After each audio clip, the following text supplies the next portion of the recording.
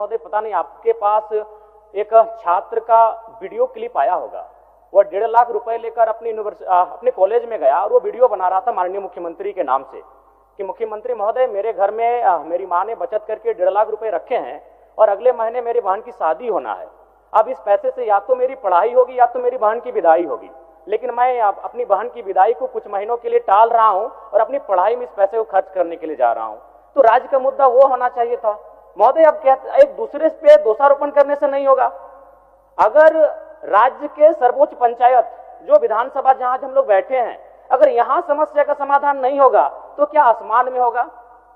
अगर वहां होता तो इस हिंदुस्तान से ज्यादा देवी देवता, ईश्वर, अल्लाह, खुदा, भगवान, रब कहीं नहीं पूजे जाते हैं। अगर वहां होना होता तो समस्याओं का समाधान हो जाता। लेकिन राज्य शासन में झारखंड का सबसे महत्वपूर्ण और ज्वलंत मुद्दा 1932 के खतियान के आधार पर स्थानीय नीति, इस पर चर्चा होगी। सरना धर्म कोड जो आदिवासी समूह की एक बहुत लंबे समय से चली आ रही मांग है, उस पर चर्चा होगी। कुर्मी समुदाय जिस राज्य की एक आबादी जिसने शहादत की एक लंबी फहरिस्त है, उनके एसटी इंक्लूजन पे चर्चा होगी। इस राज्य का एक सबसे बड़ा समूह ओबीसी वर्ग, उनके जयराम मतू जी। धन्यवाद अध्यक्ष महोदय। सभापति महोदय, माननीय राज्यपाल महोदय के अभिभाषण पर मुझे अपनी बात को रखने का अवसर दिया। मैंने माननीय राज्यपाल महोदय के अभिभाषण को बड़े गंभीरता पूर्वक सुना और उनके अभिभाषण के बाद पक्ष और विपक्ष के नेताओं ने जो अपनी प्रतिक्रियाएं देने का काम किया, उसे भी मैंने बड़ी गंभीरता पूर्वक सुना। मुझे आशा थी कि नए सत्र में, यानी इस बजट सत्र में, जो राज्य के ज्वलंत मुद्दे हैं उन पे बात होगी, लेकिन कुल मिलाकर देखा, पक्ष हो या विपक्ष हो, एक दूसरे पे दोषारोपण की बात करते रह गए। महोदय, आज इस राज्य में सबसे महत्वपूर्ण मुद्दा अगर कुछ है तो कई है, लेकिन उनमें छात्रवृत्ति का मुद्दा आज महत्वपूर्ण है। मैंने जाना कि भाई राज्यपाल कौन होते हैं ना, राज्यपाल केंद्र और राज्य के बीच कड़ी होते हैं। तो यदि राज्य और केंद्र के बीच असहमति है तो शायद राज्यपाल महोदय को उस कड़ी को जोड़ना चाहिए था और राज्य सरकार को भी प्रयास करना चाहिए था। महोदय, पता नहीं आपके पास एक छात्र का वीडियो क्लिप आया होगा। वह 1.5 लाख रुपए लेकर अपने कॉलेज में गया और वो वीडियो बना रहा था माननीय मुख्यमंत्री के नाम से कि मुख्यमंत्री महोदय, मेरे घर में मेरी माँ ने बचत करके 1.5 लाख रुपए रखे हैं और अगले महीने मेरी बहन की शादी होना है।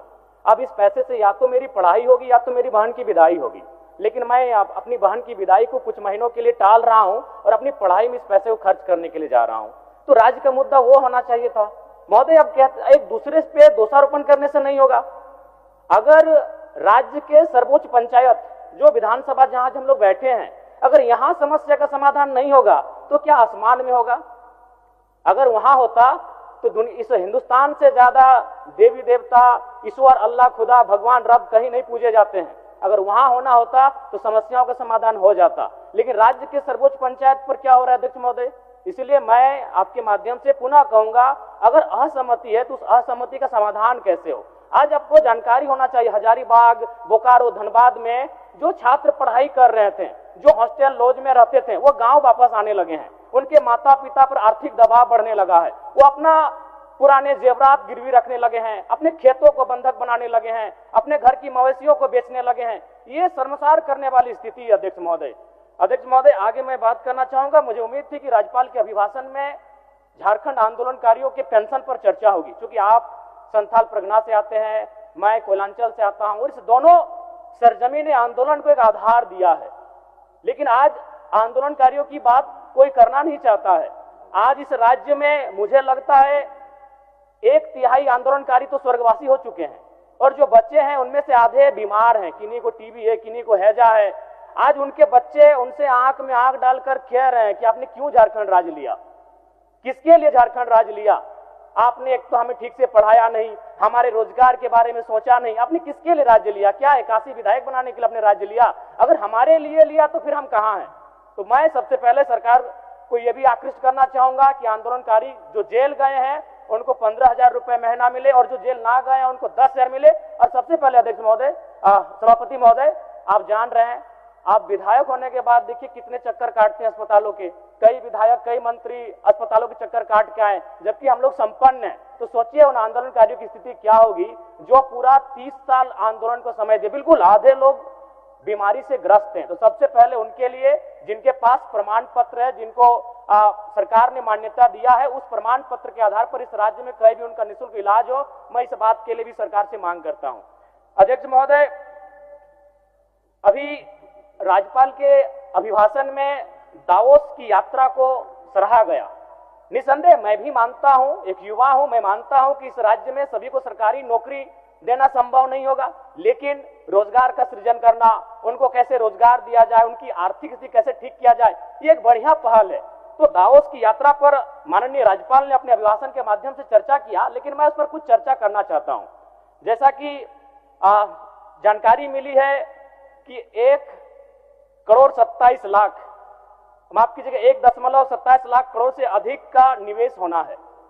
अध्यक्ष महोदय, उनमें से 11,000 करोड़ का जो निवेश आपका होगा, जो समझौता हुआ है वो टाटा स्टील के साथ, रश्मि ग्रुप के साथ 25,000 करोड़ का, नवीन जिंदल ग्रुप के साथ 70,000 करोड़ रुपए का। अध्यक्ष महोदय, आपको जानकारी होना चाहिए कि जितने भी ग्रुप के साथ आप इन्वेस्ट कर रहे हैं वो भारत के हैं। टाटा तो 100 किलोमीटर दूर में है, तो फिर उतने करोड़ रुपए खर्च करके 6,500 किलोमीटर दावोस जाकर निवेश पे चर्चा करने की आवश्यकता क्या थी?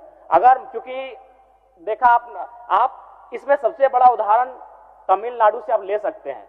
तमिलनाडु के मुख्यमंत्री भी यूरोप की यात्रा पर गए थे, वहां उन्होंने यूके में 8,496 करोड़ के निवेश पर सहमति जताई है। और आप देखेंगे उन्होंने जितनी भी कंपनियों से बात किया है, चाहे हिंदुजा ग्रुप हो, एस्ट्राजेनेका हो, ब्रिटानिया हो, विल्सन हो, रोल्स रॉयस हो, ये सारी विदेशी कंपनियां हैं।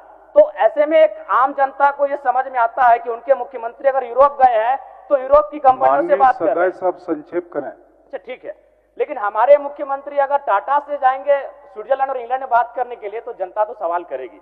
अध्यक्ष महोदय, जेपीएससी का मामला शून्यकाल के माध्यम से विधायकों ने उठाया है, क्योंकि इस राज्य की सर्वोच्च परीक्षा है और उसमें एज कटअप को लेकर बहुत सारे विद्यार्थियों में असहमति है, नाराजगी है। मैं चाहूंगा कि अभी जो 2026 में जेपीएससी की परीक्षा होगी, जिसमें अधिकतम आयु गणना की जो तिथि निर्धारित की गई है वो 1 अगस्त 2026 की गई है, इसे निरस्त करते हुए 1 अगस्त 2018 की जाए। और साथ ही साथ अध्यक्ष महोदय, अभी बहुत सारी बहनें पोषण सखी हो, जल सहिया हो, बैंक सखी हो, धरने पर बैठी हैं, आपके विधानसभा के ठीक बाहर बैठी हैं। मेरा सरकार से आग्रह होगा कि एक प्रतिनिधिमंडल उनके पास भेजे और उनसे जानने का प्रयास करें, उनकी मांगे क्या है, उनकी समस्याएं क्या है और उनका निराकरण करने का प्रयास किया जाए।